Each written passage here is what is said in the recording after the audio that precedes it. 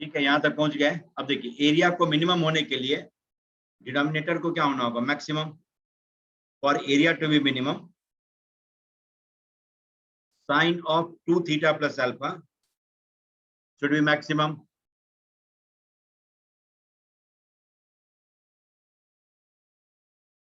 Should be maximum. और sine theta की maximum value कितनी होती है, 1, है ना। 1 से ज्यादा वैल्यू दे ही नहीं सकता किसी कीमत पर। तो इसीलिए sine of 2 theta plus alpha, इसकी वैल्यू होनी चाहिए 1। इसका मतलब 2 टाइम्स थीटा प्लस अल्फा की वैल्यू कितनी होनी चाहिए, 90, है ना। इसका मतलब थीटा प्लस अल्फा की वैल्यू कितनी होनी चाहिए, π/4। ठीक है, थीटा प्लस अल्फा 45 हो जाए तो 2 टाइम्स थीटा प्लस अल्फा 90, और in that case sine of 2 times theta plus alpha will be 1, और 1 से ज्यादा इसकी वैल्यू हो ही नहीं सकती है। इसलिए एरिया मिनिमम आपका तब होगा जबकि साइन 2 थीटा प्लस अल्फा 1 हो जाए, और मिनिमम एरिया पूछे तो कितना, 8, कम से कम 8 यूनिट एरिया ऐसा क्वाड्रिलेटरल मतलब पैरेललोग्राम इंस्क्राइब करेगा। ठीक है, तो देखिए ये आ गया। अब आपसे पूछता था लाइन की इक्वेशन, तब काम आपका खत्म नहीं हुआ है, इसका स्लोप निकालना होगा, मतलब tan थीटा की वैल्यू निकालनी होगी, है ना, जिसमें tan अल्फा आपका पहले से तैयार है, tan अल्फा 3/4 है। ठीक है, tan अल्फा 3/4 है, थीटा प्लस अल्फा आ गया π/4, तो theta equal to π/4 minus alpha, दोनों साइड tan लगा दीजिए, तो tan theta will be tan π/4 minus alpha, है ना। अब tan a माइनस बी का फॉर्मूला होता है ना, इसका फॉर्मूला होता है क्या, tan a minus of tan b divided by 1 plus tan a tan। ठीक है, और tan 45 की वैल्यू होती है 1, और tan अल्फा आपने अभी निकाला ही था, tan अल्फा कितना था, 3/4, 3/4। अब इसका यूज कर लीजिए तो स्लोप आ जाएगा 1 माइनस 3/4 और अपॉन 1 प्लस 3/4, तो कितना हो गया 1/7, और यही tan थीटा है, slope of line L, slope of L। ठीक है, और L की इक्वेशन चाहिए आपको, इक्वेशन पूछा है ना, तो पॉइंट तो 4,3 दिया ही हुआ था। अब इसका स्लोप आ गया 1/7, अब पॉइंट स्लोप फॉर्म से लाइन की इक्वेशन लिख डालिए, आ गया y माइनस 3 इक्वल टू 1/7 और टाइम्स x माइनस, इसको सॉल्व करिएगा, लाइन आ गई।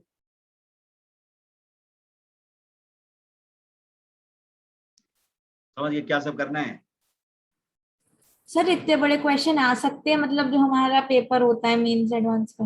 हाँ, क्यों नहीं आ सकते हैं, सब आसान आसान क्वेश्चन पूछता है, देखो और मारो, तब कंपटीशन तो टफ हो जाएगा, नहीं तब कंपटीशन टफ हो जाता है। क्यों टफ हो जाता है, सब करेगा, कौन पढ़ा है कौन नहीं पढ़ा है पता भी नहीं चलेगा। ये टफ नहीं है, ये आपके बताने में इतना सब लगा है, तो चार लाइन के बाद में तो क्वेश्चन ही खत्म हो जाता है। एक ट्रायंगल का एरिया निकालना था, काम तो यही है, देख रहे हैं, एक ट्रायंगल का एरिया लिखना है, half into A B into BB1, उसी को डबल कर देना है। ठीक है, फिर क्या करना है, ए बी और BB1 को 2 के टर्म में, 2 और थीटा प्लस अल्फा के टर्म में लिखना है। आप चूंकि देख नहीं पा रहे थे कि यही थीटा प्लस अल्फा है ना, यहाँ आ गया। अभी राइट ट्रायंगल सब बनाते हैं, तो कभी आप लोगों ने सोचा नहीं होगा, ये सोचे रहते तो तुरंत आप 1 मिनट के अंदर में रिस्पॉन्ड करते। वही है, मतलब to know the answer and to know the concept, this two are different thing.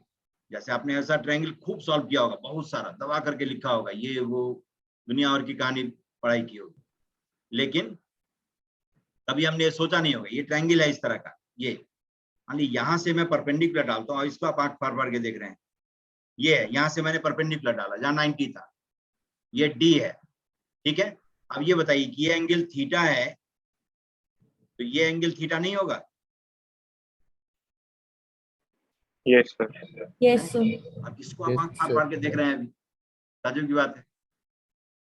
ये एंगल अल्फा प्लस थीटा है, ये एंगल थीटा प्लस अल्फा या अल्फा प्लस थीटा नहीं होगा? Yes sir. होगा ना? Yes sir. इस पर करीब 5 मिनट आपने 7 मिनट लिया है। समझ रहे कहाँ पर हम अटके पड़े हुए हैं? ये 10th की ज्योमेट्री है जिसमें हम अटके पड़े हुए हैं। कोऑर्डिनेट ज्योमेट्री है ही नहीं, कोऑर्डिनेट ज्योमेट्री आसान है। मैं जो करेक्ट करूंगा आपके 10th के मिसकंसेप्शन सब, जो पढ़ने का गलत तरीका था, उन सबको करेक्ट करूंगा।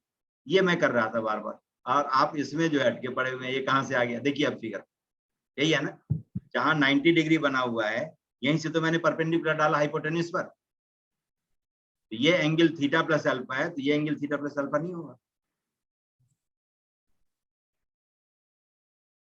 ठीक है? Yes sir. देख रहे हैं? तो यहाँ पर दिक्कत हो रही है, तो इसीलिए ये लेंथी नहीं है और ये खूब लंबाई नहीं, 2 लाइन के अंदर में सिमट जाएगा। ये तो ऑब्जेक्टिव के लाइन में क्वेश्चन नहीं है। ऑब्जेक्टिव में भी कुछ तो पूछना चाहिए ना। ये sin 2 थीटा का फॉर्मूला पूछा है आपसे, ठीक है? तो इसीलिए, और ये सब चीज पूछा करता है। तो कोऑर्डिनेट ज्योमेट्री भी है तो भी आप प्लेन ज्योमेट्री पर ही ज्यादा रिलाई करिए। उसको ड्रॉ करके देखिए, ड्रॉ करेंगे तो आसानी से आ जाए।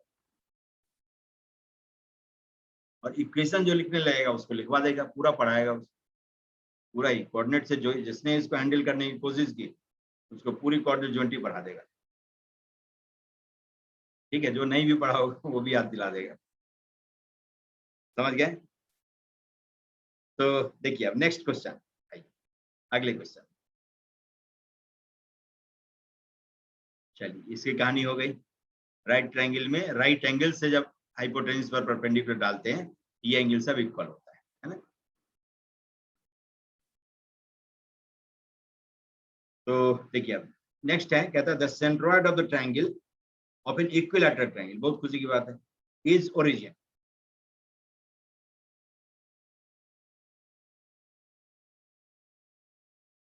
ठीक है? कोई टेंस मूड में इसको नहीं पढ़ना है, ये बहुत जॉली मूड का सब्जेक्ट है। इसको मान लीजिए टेंस मूड में आपने देखा ये निकालना है वो निकालना है, तो निकलते रह जाएगा। आप प्लेन ज्योमेट्री से हेल्प लीजिए, वो जो बताया वो ड्रॉ करिए, और फिर तब अंत में कोऑर्डिनेट की जरूरत पड़े तब यूज करना है। मैक्सिमम टाइम जरूरत ही नहीं होगी। देखिए the centroid of the triangle is at origin, ये ओरिजिन इसका सेंट्रोइड है। अब क्या करते हैं, if 2 vertices of the triangle lie on x plus Y equal to 2, ये वाली लाइन है x plus Y equal to 2। समझ गए? इस पर 2 वर्टिसेज लाई करता है। तो कह रहे हैं find all the possible vertices of triangle. चलिए निकालता हूं। अब यहां से इस पर मैं परपेंडिकुलर डाल देता हूं। समझ गए? ये फुट ऑफ परपेंडिकुलर है, ये अपोजिट साइड का मिड पॉइंट होगा। इक्विलैटरल ट्रायंगल बना लीजिए, एक रफली इधर में ड्रॉ करके फिर तब लाइन ऑफ एक्शन तैयार करें। ये इक्विलैटरल ट्रायंगल है, यहां से मैंने एल्टीट्यूड डाला। तो इक्विलैटरल ट्रायंगल में जो एल्टीट्यूड होता है वही मीडियन होता है, वही एंगल बाइसेक्टर होता है, वही सब कुछ होता है। ये आपका डी है, इसी पर कहीं ना कहीं ओ है जो इसका सेंट्रोइड है ना? इसी को सेंट्रोइड का है। Centroid divides median in the ratio 2:1। Yes sir. करता है। ये आपका वर्टेक्स ए है, ये बी है और ये सी है। यही कहानी है, हमें ओरिजिन मालूम है। समझ गए? इसके पीछे ओडी के डबल डिस्टेंस पर वर्टेक्स ए होगा, नहीं?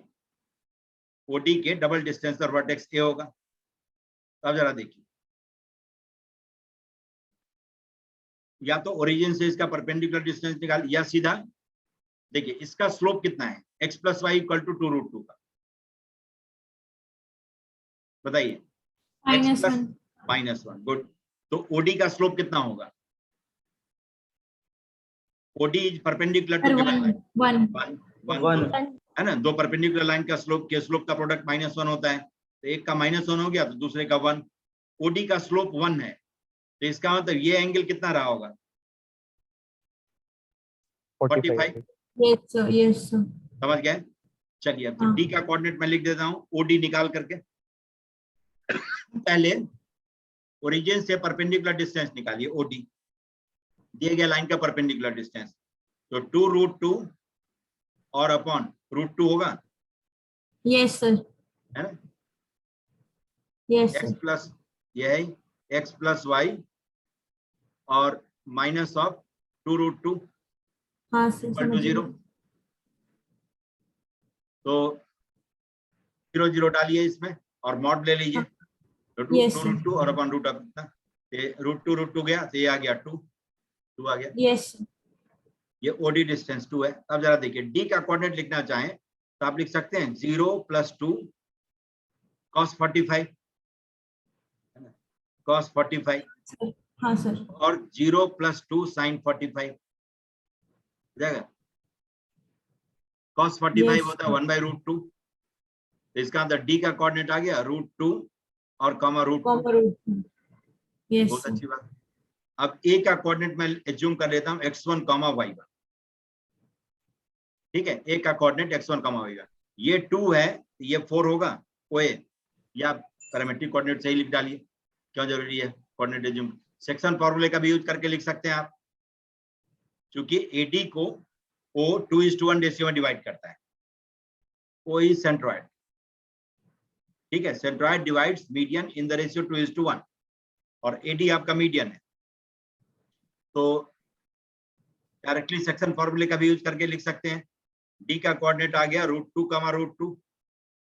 ये ए का x1, y1 हमने एज्यूम किया है और ओरिजिन है ही, तो आप लिख सकते हैं 1 टाइम्स ऑफ x1, है ना, 1 times of x1 plus 2 times of √2, 2 times of √2 और अपॉन 3 = 0। ठीक है, इसका मतलब क्या है, x1 की वैल्यू कितनी होगी, -2√2 और y1 की वैल्यू -2√2, जो कि आप पैरामीट्रिक कोऑर्डिनेट का यूज करते हैं। 0 -4 cos π/4 और 0 -4 sin π/4 लिखते तब भी यही आता। ए का कोऑर्डिनेट देख रहे हैं कितना तरीका है हमारे पास, -2√2 और कॉमा -2√2 हो गया। ए का कोऑर्डिनेट तैयार हो गया। अब जरा देखिए 4 + 2 6, तो एडी आपका एल्टीट्यूड जो आपका 6 है, एल्टीट्यूड 6 है। ठीक है, तो साइड लेंथ भी आप निकाल सकते हैं। नहीं, साइड लेंथ निकाला जा सकता है। ये एंगल 60 डिग्री है, तो बताइए sin 60 degree equal to AD और अपॉन AB हो जाएगा। तो AB जो हो जाएगा आपका, AB is AD upon sin 60 और AD आपका 6 है, 6 अपॉन √3/2। ठीक है, तो 4√3 हो गया, 4√3। समझ गए कि ये AD आपका 6 है, क्योंकि OD 2 था और O AD को 2:1 रेशियो में डिवाइड करता है, तो AO जरूर OD का डबल होगा। तो एल्टीट्यूड की लेंथ 6 आ गई, है ना। तो sin 60, क्योंकि इक्विलैटरल ट्रायंगल है तो ये एंगल 60 होगा ही। sin थीटा इज P/H, तो AD अपॉन AB, तो AB की वैल्यू आ गई 6 अपॉन sin 60। sin 60 होता है √3/2, उसको डाल दें तो ये आ गया आपका 4√3। साइड लेंथ 4√3 है। इसका मतलब जो बाकी दोनों वर्टेक्स है C और B, ये आपका इस दिए गए लाइन के लॉन्ग x + y = 2√2 के लॉन्ग कितने कितने डिस्टेंस पर, D से कितने डिस्टेंस पर होगा। D का कोऑर्डिनेट है √2, √2, 2√3 डिस्टेंस पर। 2√3 डिस्टेंस एक साइड एक लाइन और 2√3 डिस्टेंस दूसरे साइड दूसरा पॉइंट। तो D से 2√3 डिस्टेंस पर दोनों साइड पॉइंट का कोऑर्डिनेट हमें लिखना है। किस पर, तो x + y = 2√2 लाइन पर, जिसका स्लोप कितना है, तो -1। समझ गए। अब स्लोप नेगेटिव है, तो स्लोप नेगेटिव किसके कारण होता है, साइन के कारण कि कॉस के कारण, कॉस के कारण। ठीक है, जब स्लोप आपका नेगेटिव दिया हुआ है ना, तो आप लिखेंगे इसका कोऑर्डिनेट √2 एंड प्लस कितना है 2√3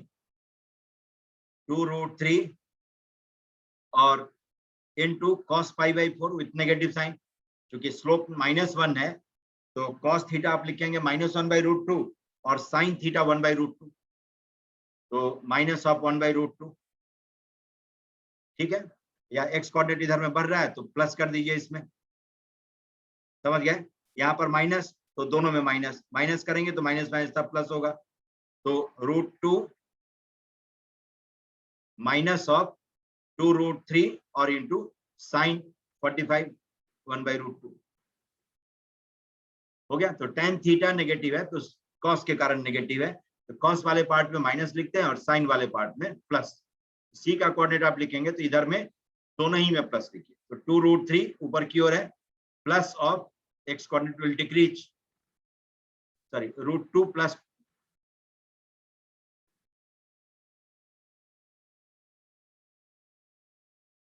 √2 प्लस 2√3 और इंटू -1/√2 और कॉमा √2 प्लस 2√3 और इंटू 1/2।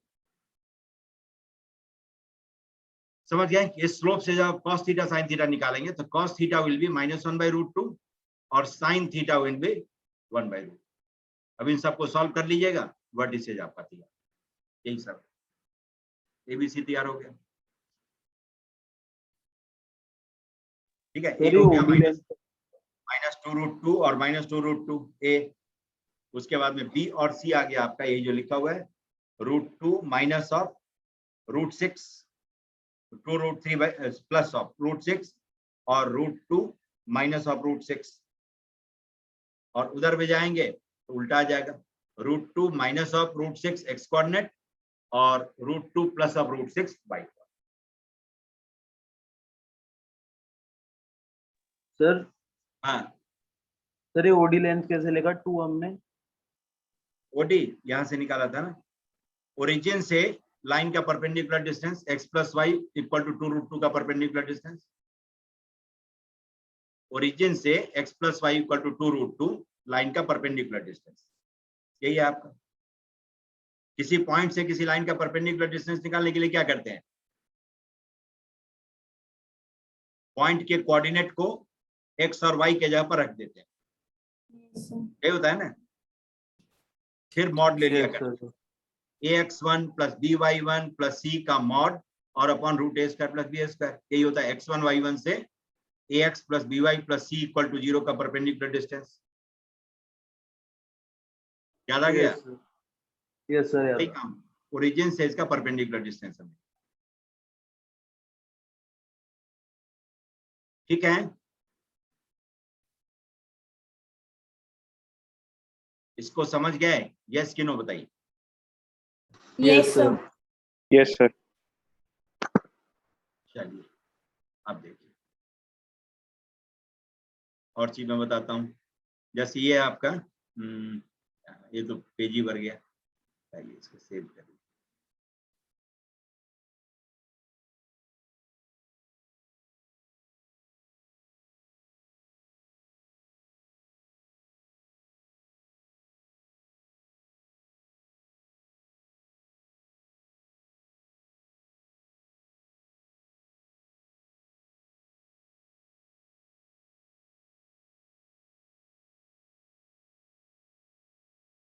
ठीक है, धीरे धीरे ये सब जैसे ही सीख जाएंगे तो थोड़ा कंफर्टेबल पोजीशन में आ जाएंगे।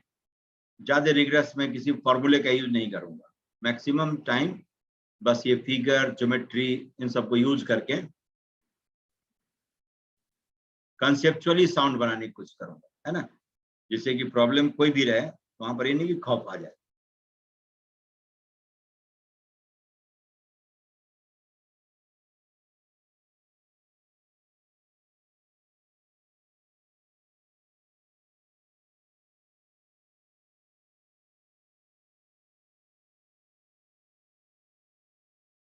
ठीक है, चलिए देखिए अब यही इसी क्वेश्चन से शुरू करता हूं।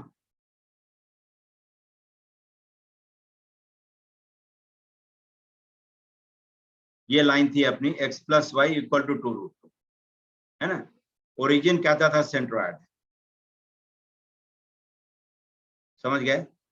ये ओडी हमने निकाल लिया था 2, ये 45 डिग्री है, ये भी हमने देख लिया था नहीं, क्योंकि इसका स्लोप -1 है, इसका तो ये एंगल 45 डिग्री है ना, ये 45 डिग्री है, तो ही जाकर के ये एंगल होगा 180 माइनस 45 डिग्री, तो जाकर के tan 180 minus theta minus tan theta, इसका स्लोप हो जाता -1। इसके पीछे ये है। अब देखिए ये 45, ये 45, इसमें y को 0 करिए तो x की वैल्यू क्या आ जाएगी, 2√2 आएगी। y को 0 करें तो x की वैल्यू 2√2 यस सर। हो गया। तो आप इस ट्रायंगल को सॉल्व करेंगे तो भी ओडी आ जाएगा। नहीं, हमें किससे पूछना है, ये आइसोसेलेस राइट एंगल ट्रायंगल है, आइसोसेलेस राइट एंगल ट्रायंगल है। तो ये x है, ये x है, ये √2x नहीं होगा, और √2x इज 2√2, x इज 2। समझ गए? तो ओरिजिन से परपेंडिकुलर डिस्टेंस हमारा 2 है, 2 है, x की वैल्यू 2 है। अच्छा, x यहां पर देख करके कंफ्यूज मत करिए, डैश लिख देता हूं, ठीक है ना, कि ओडी को हमने x डैश लिया, तो इसका मतलब ये इस पॉइंट ऑफ इंटरसेक्शन से d का डिस्टेंस भी x डैश ही होगा, क्योंकि आइसोसेलेस राइट एंगल ट्रायंगल है। अब जरा देखिए, अब एक फिगर और ड्रॉ करता हूं। ये इक्विलैटरल ट्रायंगल है, इसका जो एल्टीट्यूड होता है वही एंगल बाइसेक्टर होता है, वही मीडियन होता है। अब जरा बताइए, ये O है अपना, ये D है, ठीक है, ये OD है, ये पूरा एंगल था 60, और अभी हमने बताया कि जो एल्टीट्यूड है वही मीडियन है, वही एंगल बाइसेक्टर भी है, तो ये एंगल 30 डिग्री हो जाएगा, और ये 30 है, ये 90 है, तो ये एंगल 60 डिग्री हो जाएगा। बताइए, ये एंगल भी 60 डिग्री है ना, बिल्कुल इसी तरह से ये सब 60 डिग्री 60 डिग्री। इसको समझ गया है कि नहीं? बताइए। Yes sir. Yes, sir. क्योंकि इक्विलैटरल ट्रायंगल है तो सारा एंगल 60 डिग्री है, लेकिन ये सब एल्टीट्यूड जो है वही एंगल बाइसेक्टर भी है, वही मीडियन भी है, वही सब कुछ है, तो इसीलिए आधा एंगल होगा 30 डिग्री, ये 30 है और यहाँ 90 बनता है, तो ओ पर का जो एंगल होगा वो 60 डिग्री होगा। ठीक है, अब आइए, अब आपका काम और मैं आसान कर देता हूं। अब यहां से ओडी का एक्स एक्सिस से इंक्लिनेशन कितना है? ओडी एक्स एक्सिस से 45 डिग्री पर। हमें ओडी से कितने एंगल पर मूव करना है जिससे कि ओबी या ओसी मिले? 60 डिग्री पर। दिख रहा है ना? ओडी से 60 डिग्री बनाते हुए लाइन आप ओरिजिन ओ से ड्रॉ करेंगे, सेंट्रॉइड से ड्रॉ करेंगे, तब उस लाइन का जो बेस के साथ पॉइंट ऑफ इंटरसेक्शन होगा यही आपका बी और सी कहलाएगा। इस बात को देख करके समझ के बताइए, फिर मैं आगे बढ़ता हूं। ये बी और सी ऐसे ही आएगा, ये 15 डिग्री है ना, ये भी 15 डिग्री। Yes, sir. हैं? बताइए सोच कर। समझ गए। समझ गए इस चीज को? Yes, sir. Yes sir. Yes sir. ठीक है, ये फिगर देखिए, फिगर आपके बगल में सपोर्टिंग फिगर है इक्विलैटरल ट्रायंगल का। इसका मतलब क्या है कि अब ओरिजिन से ये 15 डिग्री है, इसी को मैं बढ़ा दूं ऐसे, ये एंगल भी 15 डिग्री होगा। ठीक है, अब जरा बताइए कि इस ओबी लाइन का स्लोप कितना होगा? Slope of OB line -10 15 degree, क्योंकि ये 15 डिग्री नेगेटिव एक्स एक्सिस से बनाता हुआ एंगल है। पॉजिटिव एक्स एक्सिस से एंगल बनाएंगे तो 180 माइनस 15 डिग्री होगा, and tan 180 minus 15 degree minus tan 15 degree. ये ओबी लाइन जो है इसका slope minus of tan 15 degree है। इस बात को समझ पाए कि नहीं? यस क्यों बताइए? Yes sir. Yes sir. ठीक है, ये ऐसे करके लाइन है, Yes, sir. देख रहे हैं, माइनस ऑफ tan 15 डिग्री। आप देखिए, माइनस ऑफ tan 15 डिग्री आप निकाल सकते हैं, माइनस ऑफ इसको लिख सकते हैं आप tan 60 degree minus of 45 degree, ये हो गया माइनस tan 60 tan 45 और अपॉन 1 प्लस tan 60 tan 45। ठीक है, tan 60 डिग्री कितना होता है √3, tan 45 1, तो √3 माइनस 1 और upon √3 plus 1 with negative sine, ये हो गया स्लोप ऑफ ओबी। तो ओबी लाइन की इक्वेशन लिख सकते हैं y equal to mx, origin से पास होने वाली लाइन है, y इक्वल टू mx, क्योंकि c तो 0 है, y इंटरसेप्ट तो 0 है इसका, तो ओरिजिन से पास होने वाले हर लाइन की इक्वेशन होती है सिर्फ y इक्वल टू mx। तो y equal to minus of √3 minus 1 और अपॉन √3 प्लस 1x। ठीक है, अब इसको और दी गई लाइन को सॉल्व करिए, आपको b का कोऑर्डिनेट आ जाएगा।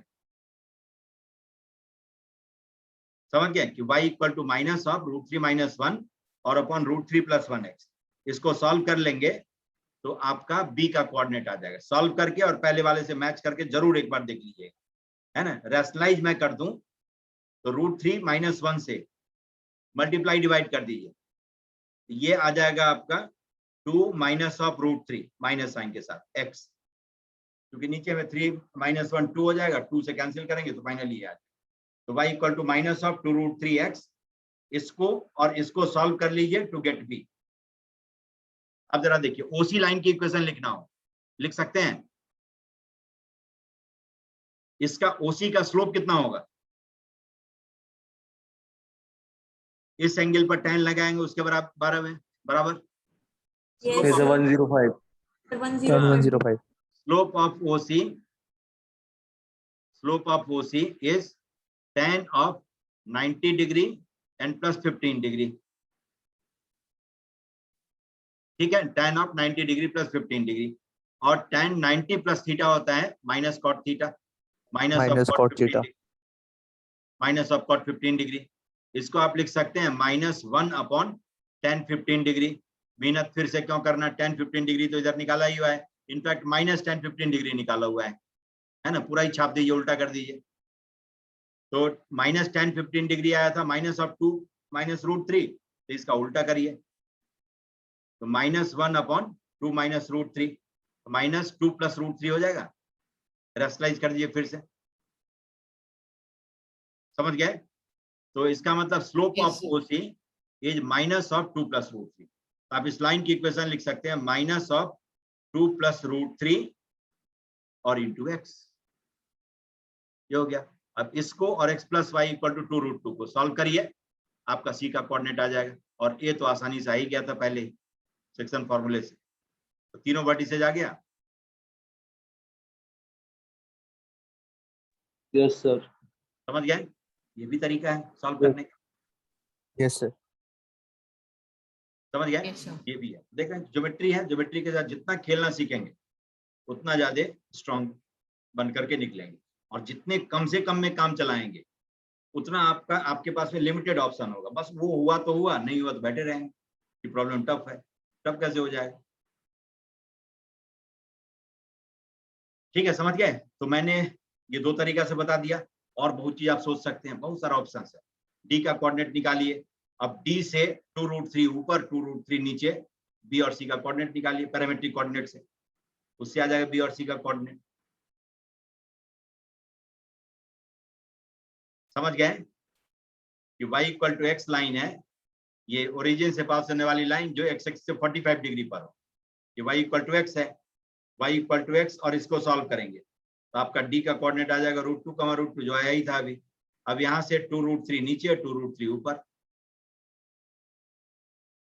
अच्छा इसका तो यूज किया ही था शायद, है ना, इसी का यूज किया। चलिए ये फिलहाल 2 हैं, आगे अब और सोचिएगा। नेक्स्ट देखिए,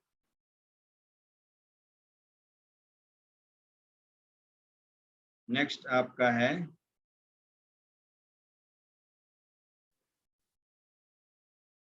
कौन सा है, ये देखिए, if 2 vertices of a triangle are 1,3, 4,-1 and the area of triangle is 5 units, then angle at the third vertex lies in क्या, if two vertices of triangle are 1,3,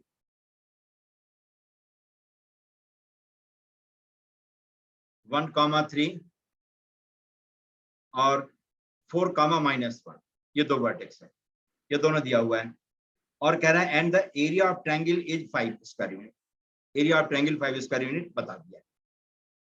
इसका मतलब एल्टीट्यूड ही कुछ फिक्स होगा। ये ए बी की length निकाल लीजिए, कितना आ जाएगा, √3a² + 4a², 5। ठीक है, तो एल्टीट्यूड इस ट्रायंगल का कितना होगा, 2, एल्टीट्यूड होगा 2। तो चाहे थर्ड वर्टेक्स कहीं पर भी हो,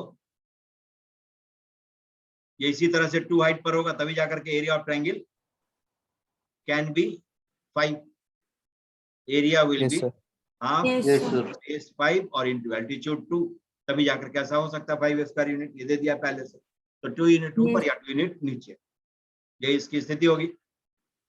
अब आइए, अब सी पर कहता है मैक्सिमम एंगल बन, then the angle at the third vertex lies in which of the following. तो देखिए सबसे बड़ा एंगल सी पर कब बनेगा, जब ये सी ए बी के ठीक बीचों बीच ऊपर हो, क्योंकि हाइट तो इसकी फिक्स है ना, और मिनिमम एंगल तो अप्रोचिंग 0 होगा ही, जो देख के लग गया होगा, क्योंकि बेस हमारा ए बी यहीं पर है, फिक्स है, और सी इसी पैरेलल लाइन पर, जो ए बी के पैरेलल में कहीं पर होगा, तो बहुत दूर चला जाए, बहुत दूर, समझ गए। तो वहां पर का एंगल ये इधर की ओर ड्रा कर दे, तो देखिए ये एंगल लगभग अप्रोचिंग 0 होगा। Yes, sir. जैसे सन से निकलने वाली रेज को almost parallel beams convert assume करते हैं, क्योंकि सन बहुत दूर है, जबकि वहां तो एक पॉइंट से निकला हुआ रेज सब है ना, तो उसके बीच में तो एंगल होना चाहिए, लेकिन उसको ऑलमोस्ट पैरेलल ट्रीट करते हैं। क्यों ट्रीट करते हैं, एंगल बिटवीन द रेज को 0 लेते हैं, क्यों लेते हैं, तो बहुत दूर से आ रहा है, बहुत दूर से आ रहा है। तो ऐसे ही एक ही Yes, sir. लाइन पर से कहीं पर जाकर कहीं ए और बी से जाने वाली लाइन मिलेगी, इन दोनों लाइन के बीच में एंगल क्या होगा, नेग्लिजिबल, अप्रोचिंग 0। तो मोर देन 0 तो लेना ही है, 0 नहीं होगा, मोर देन 0 होगा। और मैक्सिमम एंगल कब बनेगा, जब ये सी ए बी के बीचों बीच, मतलब ए बी का परपेंडिकुलर बाइसेक्टर ड्रॉ करें, उसके पॉइंट ऑफ इंटरसेक्शन पर आ जाए।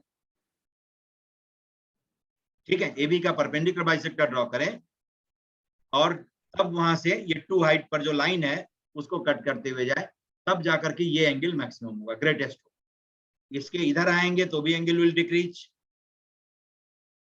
और आगे जाएंगे तो भी एंगल विल डिक्रीज।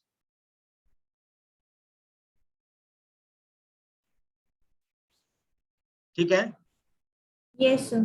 समझ गए। तो अब देखिए, तो यही आपका निकालना है, ए बी का मिड पॉइंट ले लीजिए, ए बी का मिड पॉइंट, और यहाँ से 5/2 यूनिट डिस्टेंस पर, अच्छा यह एंगल कहाँ है, एंगल कहाँ है सीधा, तब तो किसी चीज की जरूरत ही नहीं है। ये हो गया थीटा ले लीजिए, ये आपका 2 है और ये 5/2 है, नहीं तो tan थीटा को आप क्या लिख सकते हैं, 5/4 है ना, P और बाई B, P इज 5/2, क्योंकि मिड पॉइंट है, मिड पॉइंट है ना, AM Yes, sir. Upon MC, तो 5/4। हमें tan 2 थीटा निकालना है, या 2 tan इनवर्स दिया हो तो गुड, बहुत अच्छी बात। Theta is tan inverse of 5/4, इसका डबल दिया है, ऐसे लिमिट दिया है, 2 टाइम्स दिया होगा, यही चलेगा, 0 से लेकर के 2 टाइम्स इतना तक, हाँ है पहला ही है, 0 से लेकर 2 tan इनवर्स 5/4। ठीक है, आधा एंगल निकाल लिया, उसका डबल कर दिया, Yes, sir. समझ गए। समझ गए। Yes, sir. Yes, sir. Next देखिए, कहता है ABC is an isosceles triangle if the sir coordinates ये ऑफ वाला द हो बेस, गया था, आपने बता दिया था ना, तो हो गया था। हाँ अच्छा जी, गुड, चलिए ठीक। Next, one side of a square makes an angle A alpha with the x-axis and one vertex of the square is at the origin. Is at the origin. बहुत अच्छी बात।